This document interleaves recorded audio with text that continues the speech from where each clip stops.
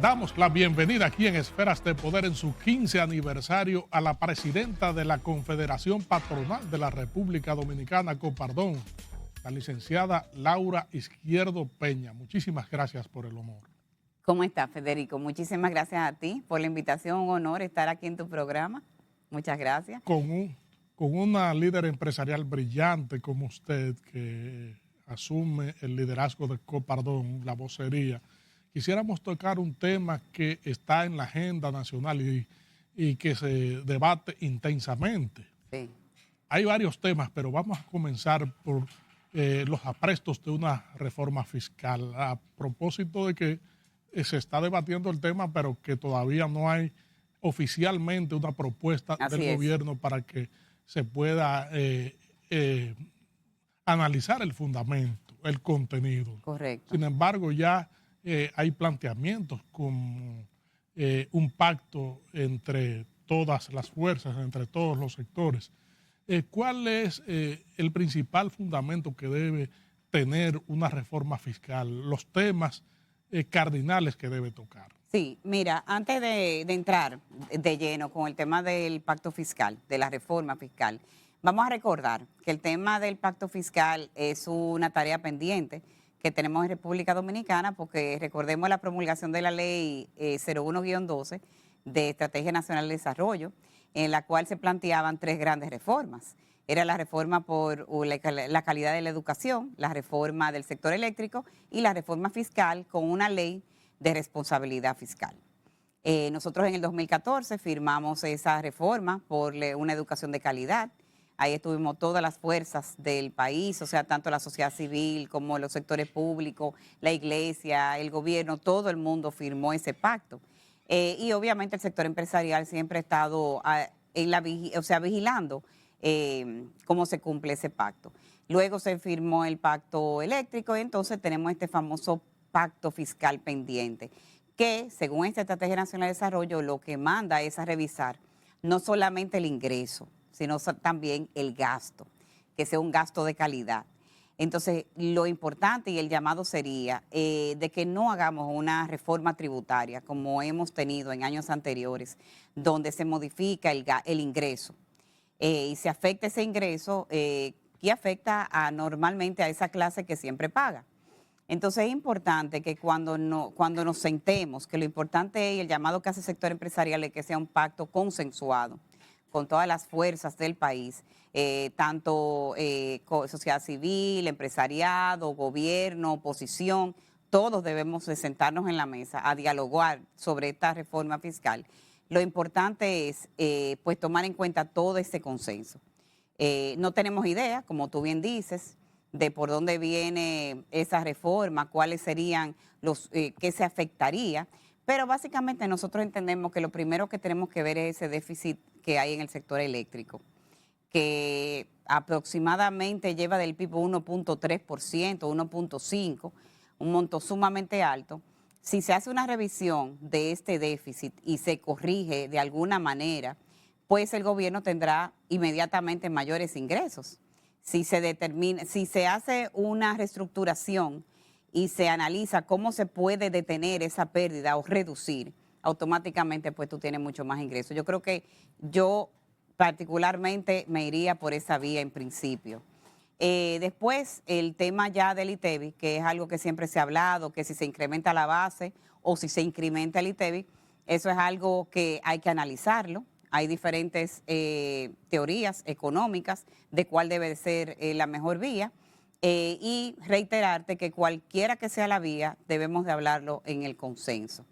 Déjame referirme también al tema de las pequeñas, medianas empresas y microempresas. En Copardón, hace aproximadamente 3 meses, presentamos una encuesta que hizo la OIT. Esa encuesta recogió información de aproximadamente 1.000 empresas, 1.000 micro, pequeñas y medianas empresas en Santo Domingo y Santo Domingo Este. Y uno de los resultados de esa encuesta es que la mayor parte de las empresas se formalizan, que es fácil formalizarse y que es viable económicamente constituir una empresa. El problema es mantener la empresa. Y en esa encuesta salió a relucir que en promedio las empresas duraban 5 años en la formalidad. Entonces ahí tenemos un grave problema porque una de las razones por las cuales no permanecían en la formalidad, número uno, los gastos laborales y número dos, la estructura impositiva, la estructura tributaria compleja que tenemos en República Dominicana. Entonces, ¿qué tenemos que ver también? Cómo creamos una estructura tributaria que incentive la creación de empresas, porque nuestro país tiene una informalidad de un 56%. Entonces ahí tú tienes una buena parte de la población que no está aportando al fisco. Entonces también tenemos que analizar cómo logramos disminuir la informalidad para que el gobierno tenga empresas formales que contribuyan y tengan más ingresos. Entonces, la situación fiscal es que mantiene esos niveles altos de informalidad. Sí, definitivamente una de las razones es esa, el tema de ese esquema tributario tan complejo que tenemos.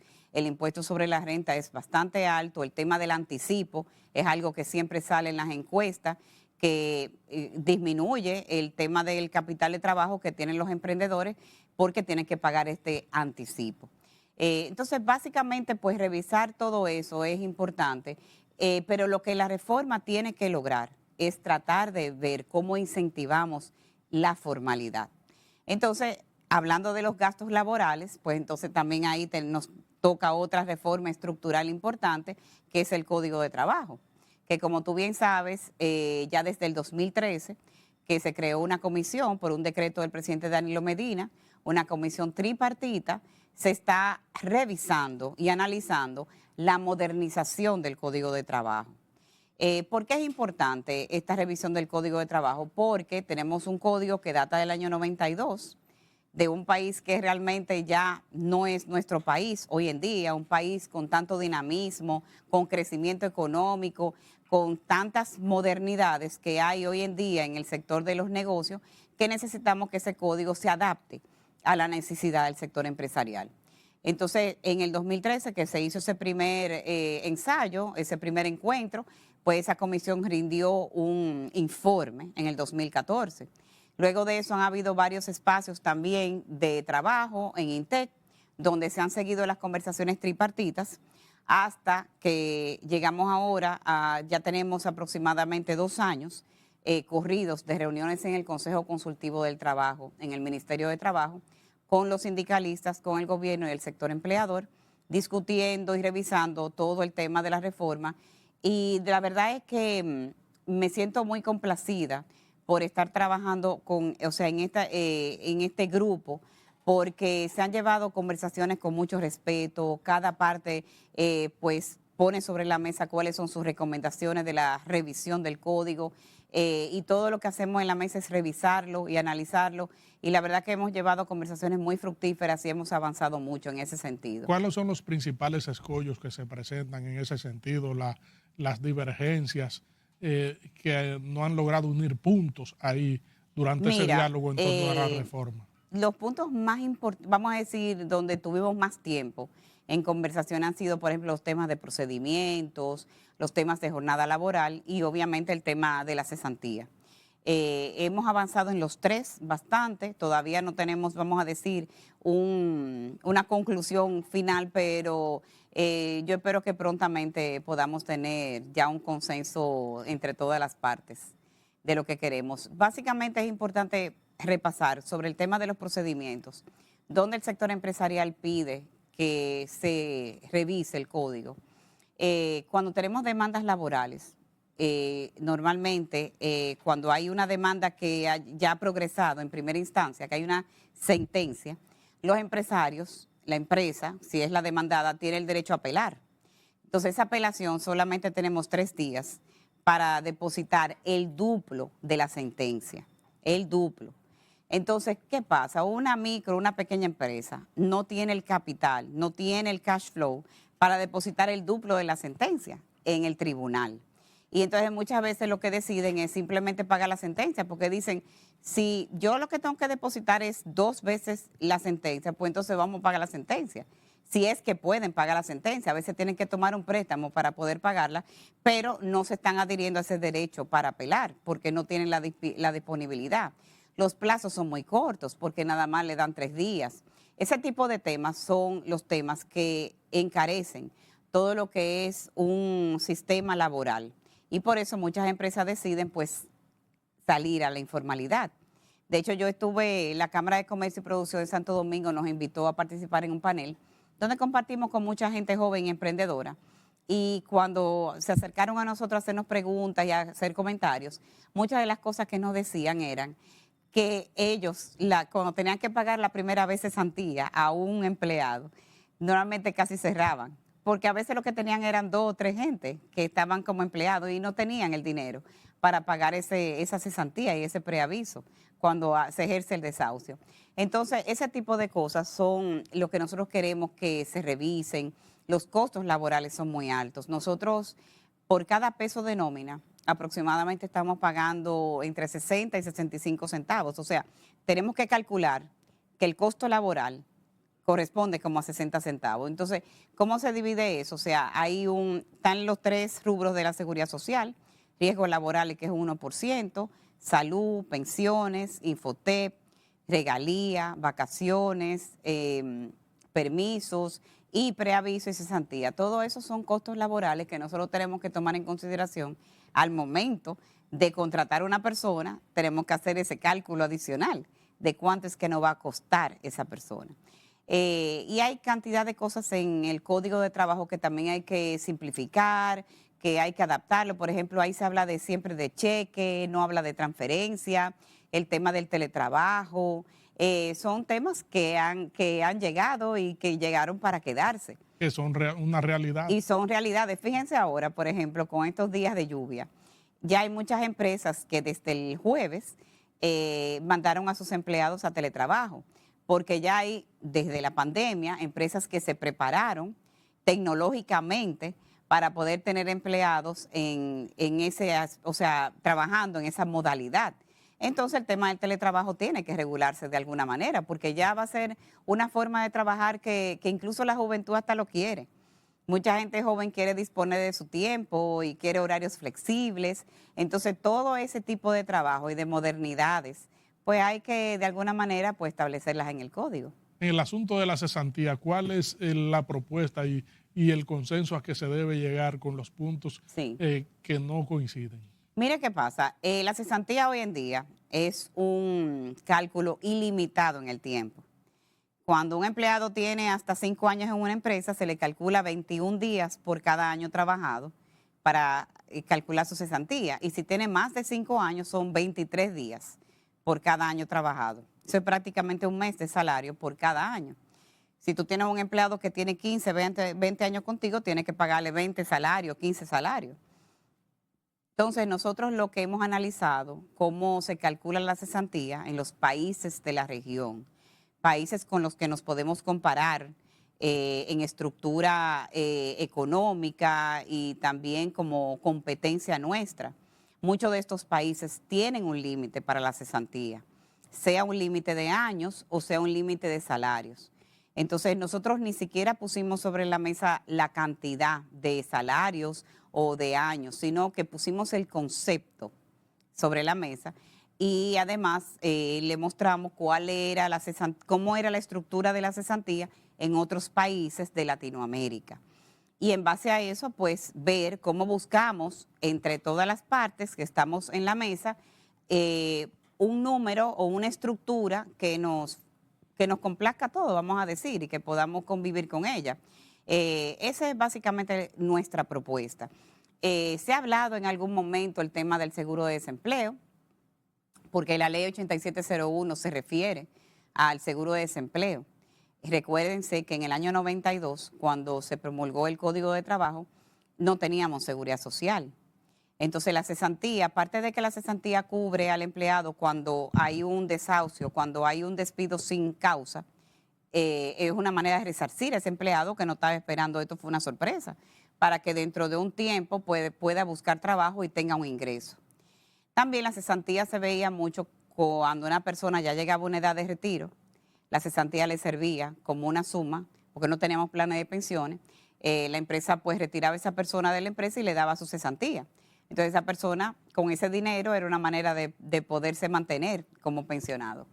Ya después que nosotros tenemos un sistema dominicano de seguridad social maduro, ya que tiene más de 20 años, pues ya tú puedes decir que los empleados de República Dominicana van a contar con un plan de retiros al momento de tener la edad de retiro. Entonces, ya la cesantía no tiene tanta razón de ser con la parte de la pensión.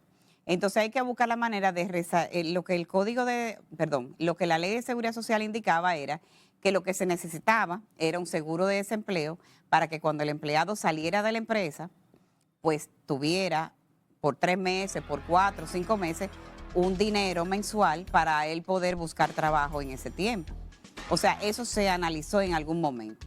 No hemos visto eso ahora, pero sí en algún momento pues eso se vio. Y ahora mismo pues tenemos la propuesta de que sí se le puede poner un tope a la cesantía.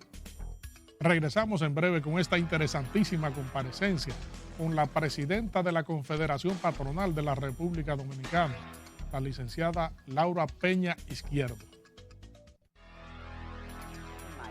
Todos los sistemas de seguridad social en el mundo tienen una primera puerta de entrada, que es esa atención primaria.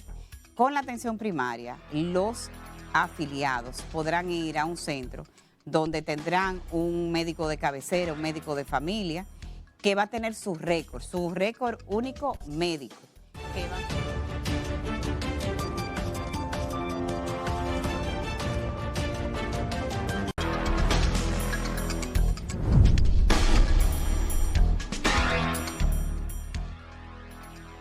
Estamos conversando aquí en Esferas de Poder con la licenciada Laura Peña Izquierdo, presidenta de la Confederación Patronal de la República Dominicana. Fíjese, hay un conjunto de reformas que se están planteando. Usted tocó dos fundamentales e importantes.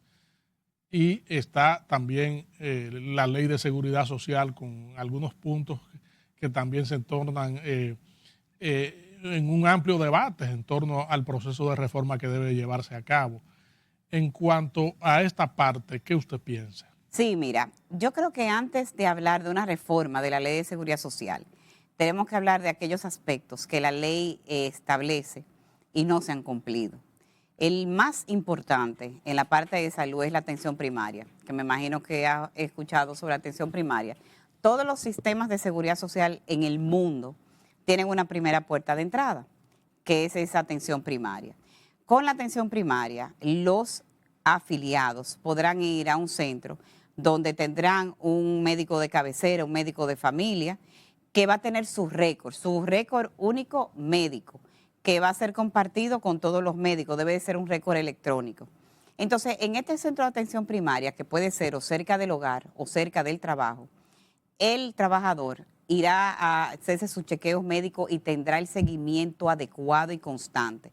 Sobre todo aquellas personas que tienen enfermedades crónicas como diabetes o hipertensión. En ese centro de atención primaria le tocará un chequeo cada 3 meses, incluso será llamado, será avisado. Entonces, es una manera de recibir una atención más personalizada y de calidad. Pero además, para el sistema, ayuda a ser sostenible financieramente. ¿Por qué? Porque la atención primaria disminuye el costo de la salud. Hoy en día nosotros todos estamos acostumbrados a ir a un especialista. Me duele la cabeza y me voy al neurólogo.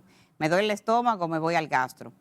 Cuando muchas de esas dolencias que nosotros presentamos se puede atender por un médico general o un médico de familia, que lo que hace es que disminuye el costo de lo que serían los gastos médicos. ¿Por qué?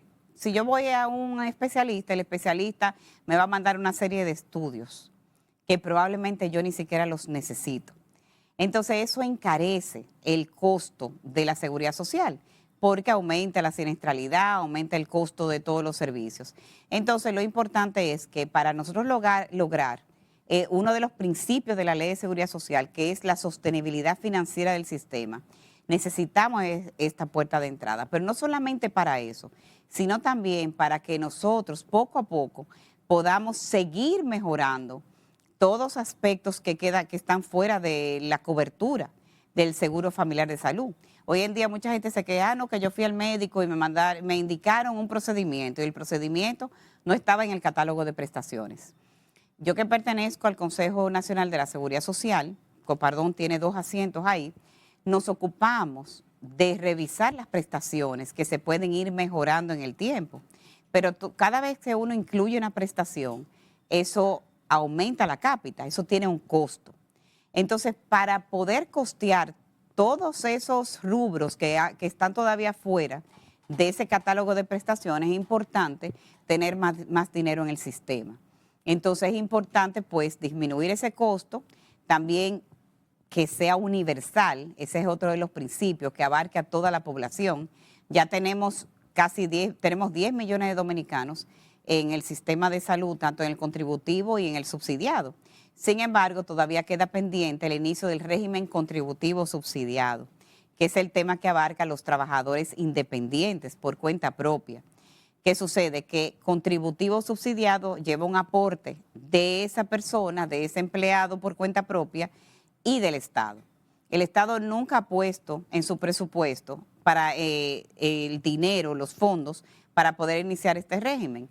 Entonces entendemos que quizá lo que debe ser un régimen contributivo independiente, porque muchas de esas personas que trabajan por cuenta propia tienen suficientes ingresos para aportar a la seguridad social, entrar al sistema y tener la parte de pensiones, de salud y de riesgos laborales, que son 3 partes, 3 pilares que tiene la seguridad social.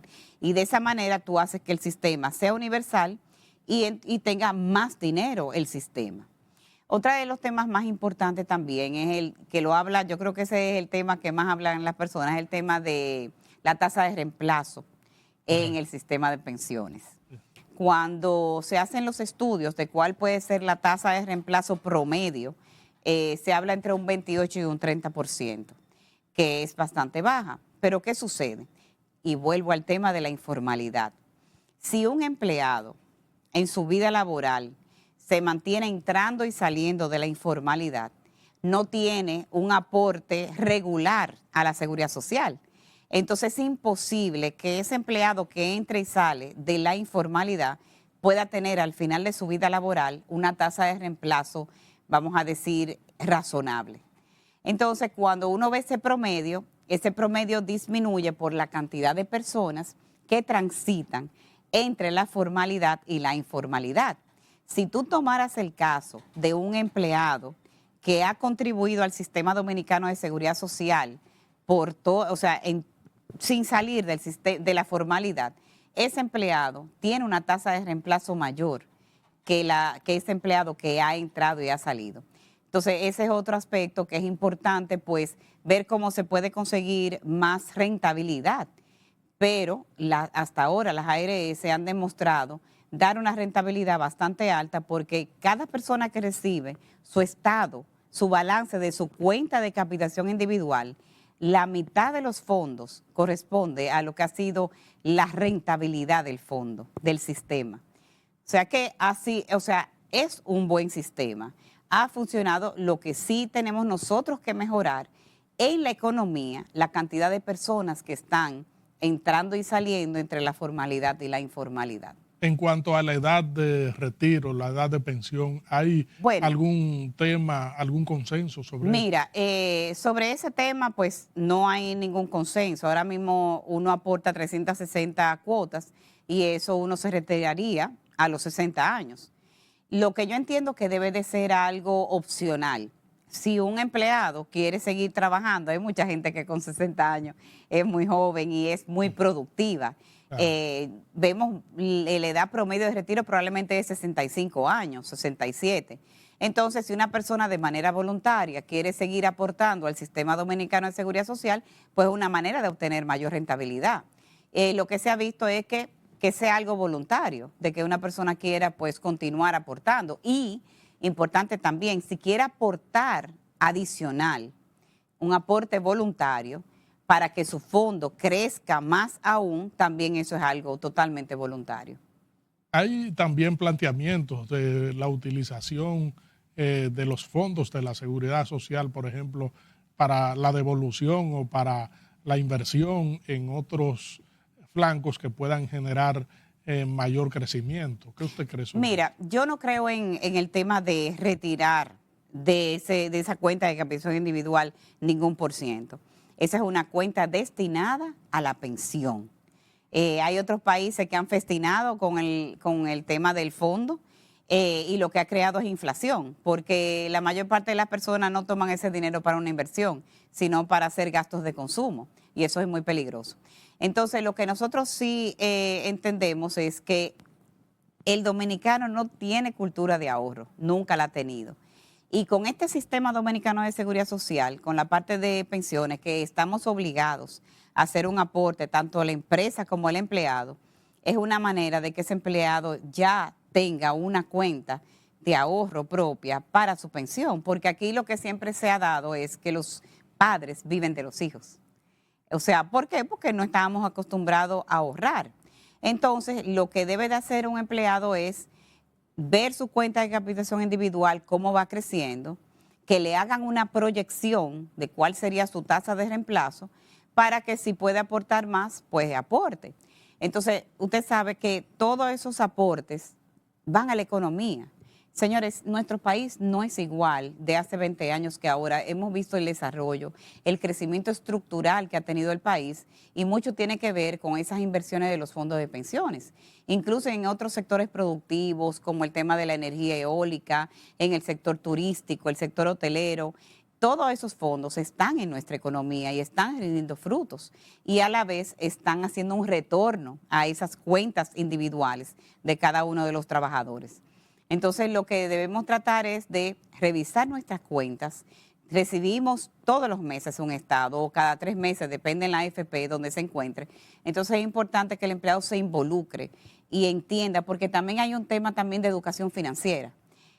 Nosotros tenemos que hacer más comunicación sobre cuáles son todas las conquistas que tiene esta ley de seguridad social, cuáles son los beneficios que abarca para el afiliado, que yo creo que ahí se conoce poco. La gente habla mucho de lo que escucha hablar al otro, pero no necesariamente es porque sabe y conoce de primera mano cuáles son sus derechos dentro del sistema. Magnífica e ilustrativa su comparecencia, sobre todo llevando un mensaje claro a la colectividad acerca de los distintos esquemas que se tejen en cuanto a las propuestas de reformas institucionales y legales del país. Esferas de Poder siempre será un canal abierto. Muchas gracias, Federico. Gracias a ustedes, amigos televidentes, por habernos acompañado en esta interesantísima comparecencia con la presidenta de la Confederación Patronal de la República Dominicana, Copardón, Laura Peña Izquierdo. Proseguimos con nuestro contenido.